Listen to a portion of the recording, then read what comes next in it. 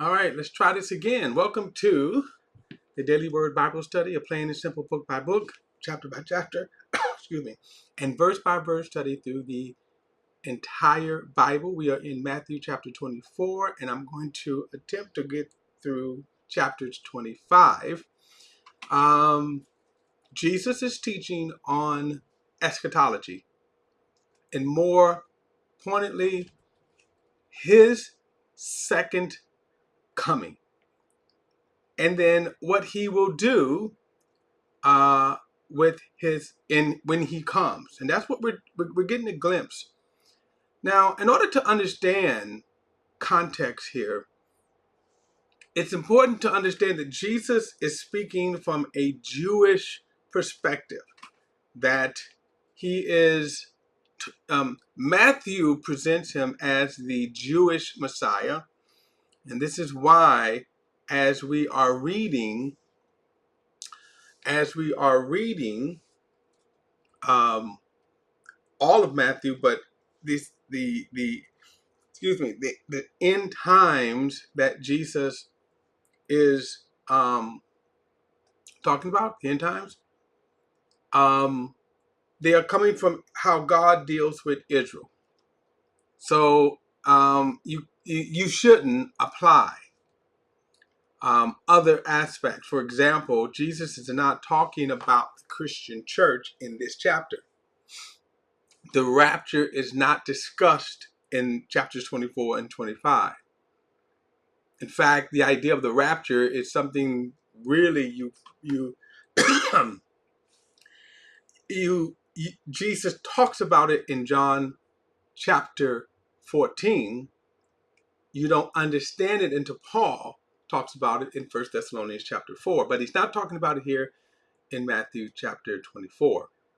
And so you have to look at it from a Jewish perspective to understand what Jesus is saying in this chapter. So as we advance on, of course, now we are, and we got a glimpse of this, and we read Revelations chapter 19, where um, we saw Jesus return, and then it's important, we saw the armies of the beast gather to fight against um, Jesus. Now, if you also kind of go back and remember, if you go back in the past several sessions in Zechariah chapter 14, we get another vivid picture of when Jesus comes.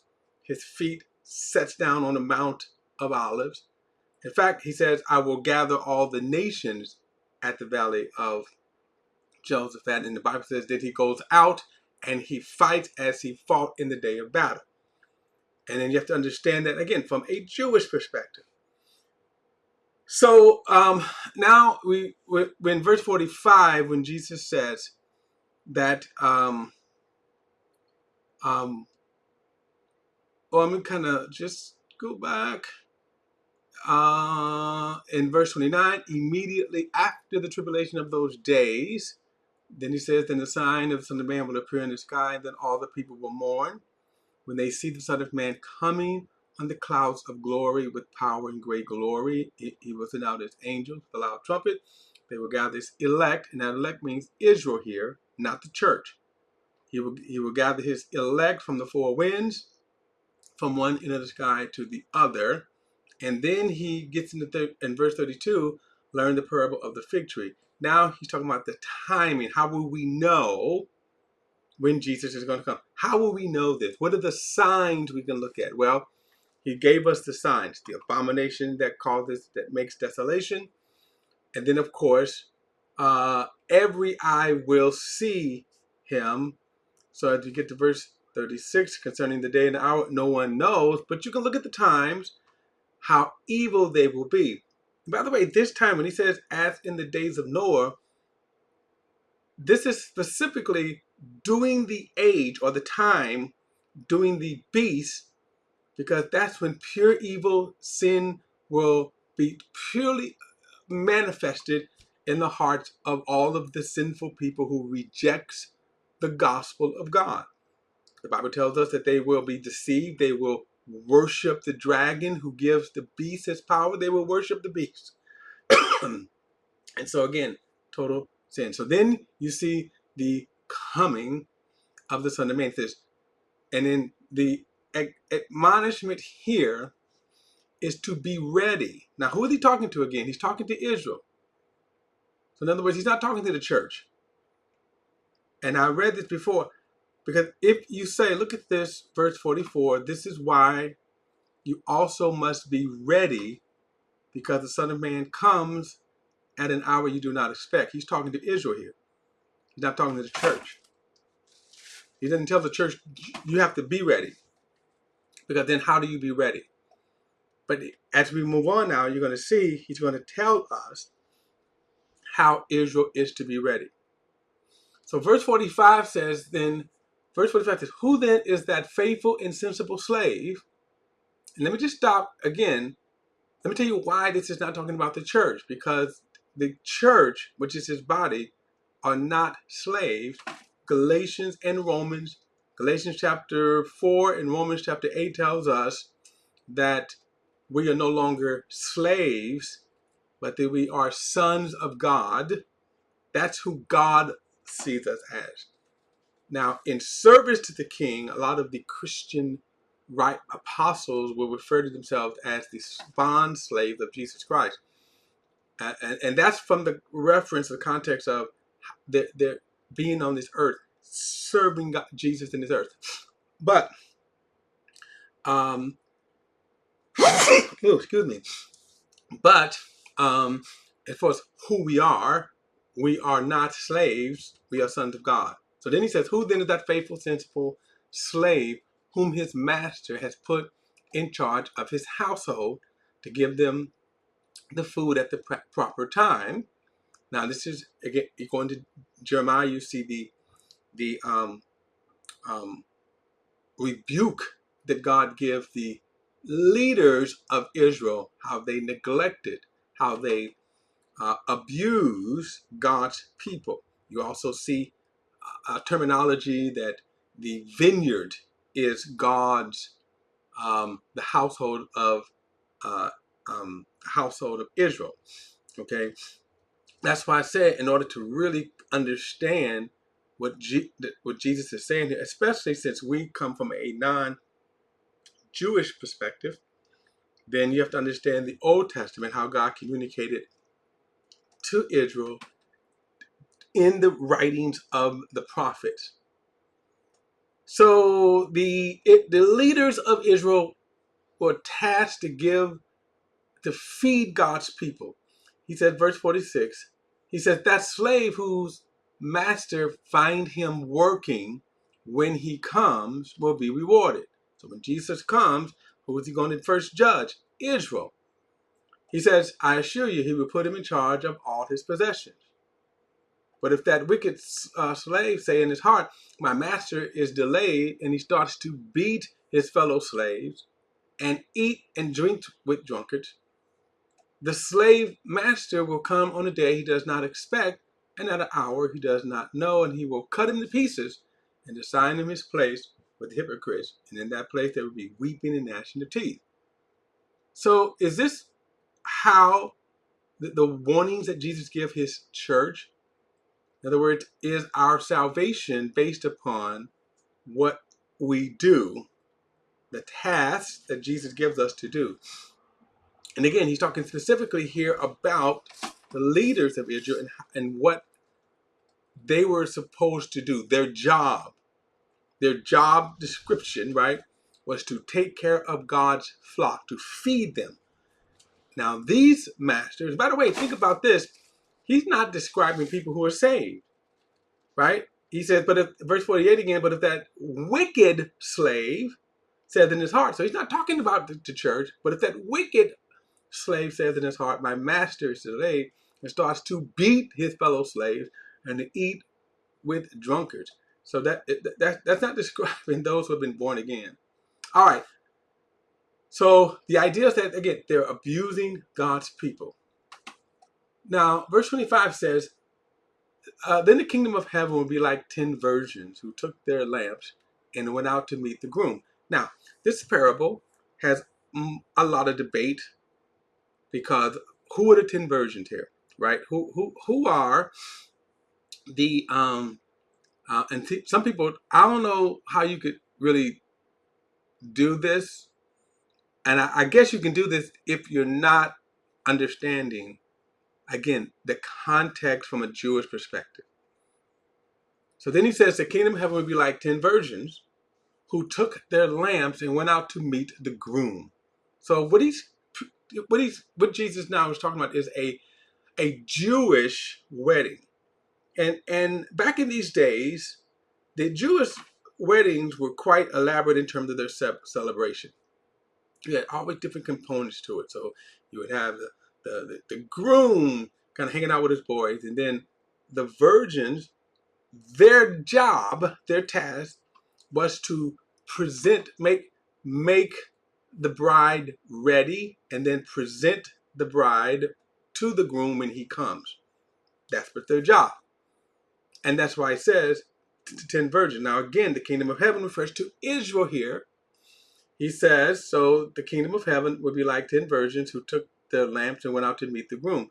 Now, again, if you understand the Jewish customs, you cannot say that this is the Christian church in any way. Because at the very least, don't a lot of people even think that the church is the bride of Christ? So if the church is the bride of Christ, how can they be these virgins whose task is to escort the to escort the bride to the groom? Okay? And just so we know, let me just show you this verse here in Psalm the 45th Psalm. And here's a good illustration of this. In colorful garments,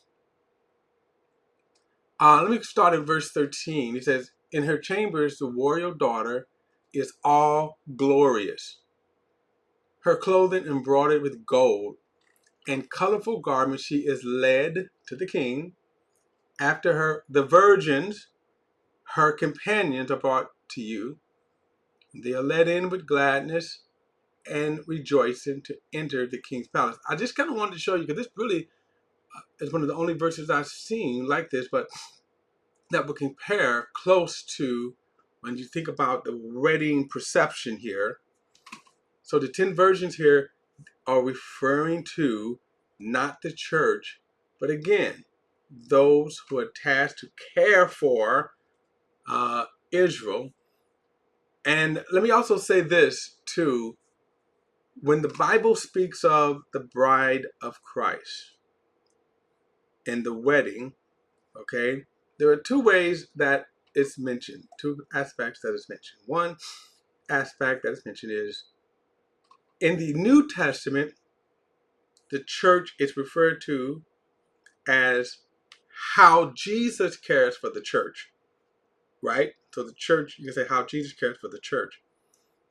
It's clear in the context that's an illustration because remember who we are the sons of God. The church is the body of Christ. That's who we are. Now, in teaching, Paul illustrates our relationship, one in relationship to Jesus, the church. I mean, Jesus as the Jesus being the head, and then Jesus, the church, being the one he cares for. Now, the other illustration that you find is in the book of Revelation, where in Revelation chapter 21 and chapter 22, the angel says to John, come and I'm going to show you the Lamb's bride. And then he shows them the holy city, the New Jerusalem. Okay? So either way, my point is that the virgins here cannot be the church because they are the ones who are tasked to present the bride, okay, when the groom comes. So then he says that the kingdom of heaven is like 10 virgins who took their lamps and went out to meet the groom. 5 of them were foolish and 5 were sensible. When the foolish took their lamps, they didn't take olive oil with them, but the sensible ones took oil in their flash with their lamps. Since the groom was delayed, they all became drowsy and fell asleep. In other words, they were waiting for this bridal procession. The groom was to come through the town, he would stop, collect his bride, and then they would go into the wedding banquet. And the virgins were tasked to make sure that the bride was ready. That's why they had to have their lamps ready, trimmed and ready, that when the car came out, they would light them and escort the bride. That's what their task was. They were not the ones getting married. So in any illustration where the church is concerned, right, we would not be the virgins because we would either be the ones getting married or getting married. So verse 6 said, in the middle of the night, there was a shout, here's the groom, come out to meet him. Then all those virgins got up, trimmed their lamps, but the foolish ones said to the sensible ones, give us some of your oil because our lamps are going out. So if you're going to say this is church, and what is the oil and where did they go and get the oil? Okay. The sensible ones answered, no, there won't be enough for us and for you. Go instead to those who sell and buy oil for yourselves. Right? Well, who is selling? What is, again, so you have to, if you say that this is the church, then you would have to say, you would have to say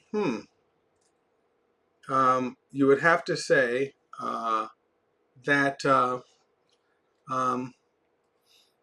okay, you would have to say, all right, what are we doing here? Anyway, you would have to say, all right, I'm kind of all over the place here. Everything is acting up here. But anyway, so let's get back to this. So the sensible ones who were ready, the foolish ones came and said, hey, give us some of your oil. But the sensible one says, we won't have enough. Go to the ones who sell the oil. So again, how would this be put in a Christian setting? So anyway, and when they had gone, verse 10, when they had gone to buy some, the groom arrived, and then those who were ready went in with him to the wedding banquet, and the door was shut. Later, the rest of the virgins came and said to him, Master, open for us. But he replied, I assure you, I do not know you. Therefore, be alert, because you don't know either the day or the hour. So this is all about what? Israel being ready. Okay? And notice this, that again, this could not be the church, because he says, I don't know you. If you are truly saved, even if you believe you can lose your salvation, then Jesus could not say, I don't know you, since he do know you, because you were even saved, even though if you follow that belief that you can lose your salvation, Jesus would say, well, I know you, but you walked away, you laughed, right? So the point is that he never knew them. Verse 14 says, for it is just like a man going on a journey. He called his own slaves and turned over his possessions to them. To one he gave 5 talents, to another 2, to another 1, to each according to his own ability. And then he went on a journey. Immediately, the man who had received 5 talents went and put them to work and earned 5 more. In the same way, the man who with 2 earned 2 more. The man who had received 1 talent went off, dug a hole in the ground, and hid his master's money. After a long time, the master of those slaves came to settle accounts with them. So again, he's not talking about Christians. So what accounts would we have to settle with the Lord? What money did the Lord give us? What talents did the Lord give us that we would have to settle accounts? And remember, specifically in this parable, he was saying that you were supposed to do something with this. You were supposed to earn more. Verse 20, the man who had received 5 talents approached and presented 5 more talents and said, Master, you gave me five talents. Look, I've earned 5 more talents. His master said, well done, good and faithful servant. You are faithful over a few things. I will put you in charge of many things. Share in the master's joy. Then the man with 2 talents approached. He said, Master, you gave me 2 talents. Look, I've earned 2 more talents. His master said to him, well done, good and faithful slave. You were faithful over a few things. I will put you in charge of many things. Share your master's joy. So this is the reward for being a faithful servant. The man who had received 1 talent also approached and said, Master, I know you are a difficult man, reaping where you haven't sown and gathering where you haven't scattered seed. So I was afraid and went off and hid your talents in the ground. Look, you have what is yours. But his master replied to him, you evil, lazy slave. If you knew that I reap where I haven't sown and gathered where I haven't, I'm sorry, if if you had known that I reap where I haven't sown or gathered where I haven't scattered, then you should have deposited my money with the bankers, and when I return, I would have received my money back with interest. So take the talent from him and give it to the one who has 10 talents. To everyone who has, more will be given, and he will have more than enough. But from the one who does not have, even what he has will be taken away from him. And throw that good-for-nothing slave into outer darkness. In that place there will be weeping and gnashing of teeth. Now again, remember, the setting here is how Israel leaders should be caring for God's people, or the people of Israel, in various different aspects. And they, in this case here, they did not do what the master had told them to do. And remember, the problem with this last one was he had no right to do nothing with his master's money. That's why he was rebuked and said, well, you should have at least put it in the bank and I would have had interest. You just did nothing. Why? Because you were evil and lazy. Now, verse 31 says, when the Son of Man comes in his glory. Now, this is kind of interesting because it gives us a glimpse to, remember, Jesus, the setting here is Jesus coming. When the Son of Man comes in his glory and all his angels with him, he will sit on his throne of glory, all nations. Now, get this. So now he talks about, he shifts and he says, now, this is what's going to happen when Jesus comes. The King of Kings, the Lord of Lords, when he comes, remember, he's going to seize control of the earth. All nations will be gathered before him, and he will separate them one from another, just as a shepherd separates his sheep from the goats. He will put his sheep on the right and the goats on the left, and the king will say to those on his right, come ye, you are blessed of my Father. Come, you who are blessed of my Father, inherit the kingdom prepared from you from the foundation of the world. Now remember, he's talking about nations. He's talking about nations. Well, I was hungry and you gave me nothing to eat. I was thirsty and you gave me something to drink. I was a stranger, you took me in. I was naked and you clothed me. I was sick and you took care of me. I was in prison and you visited me. Now, a lot of people distort this verse right here to say that this is in some way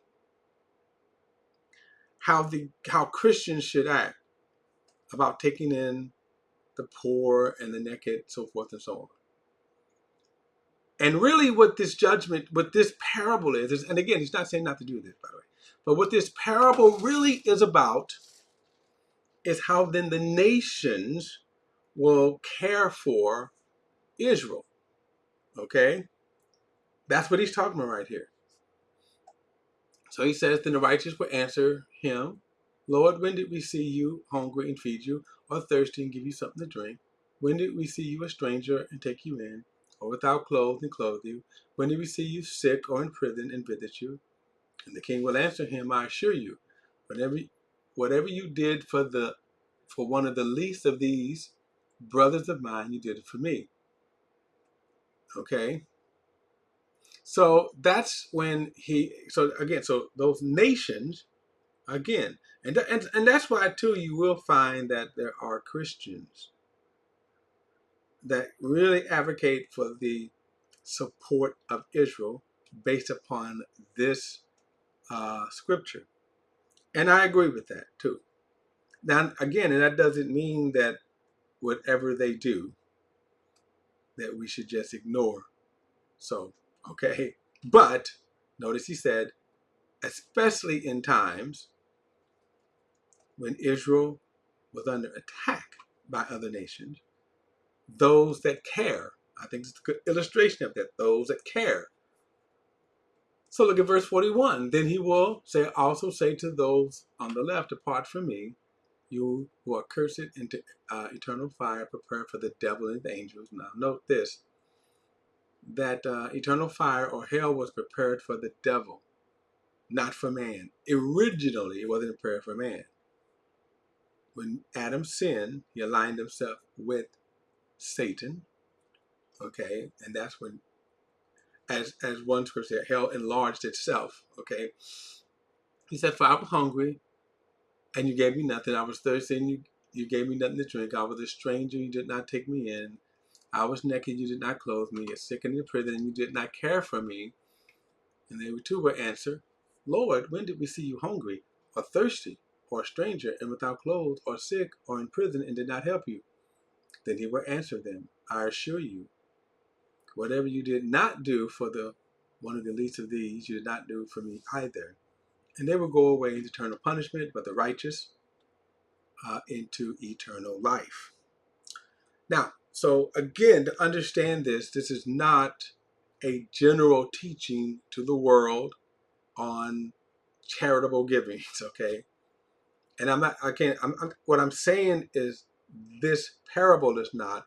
This parable specifically, chapters, going into chapter 24 and 25, specifically is talking about when Jesus comes and sets up his kingdom, and as he settles account, and he judges the world, he judges Israel, he judges how the world treated Israel, he judges the nations. That's what that verse is for. And that's why he said, "I was naked, you did not care for me," talking about Israel, how people treated Israel in that last parable. So, all right, guys. I, I took a little time again just to kind of get to a little more than I normally would do in this study here. Again, I am doing an in-depth study, an exhaustive study on end time on our Friday night Bible study. And the title of that is "The Rapture and the Second Coming Explained," or the difference between the rapture and the second coming. So if you want to get into that, tune in for the Friday night, which is tonight, later on, and we will be getting in a more exhaustive study with that. So, all right, guys, don't forget to like and share this video and subscribe to BP the Bible Perspective. And as always, if you have a thought or comment, add it to the comment section below. All comments are welcome, and I'll see you in the next study.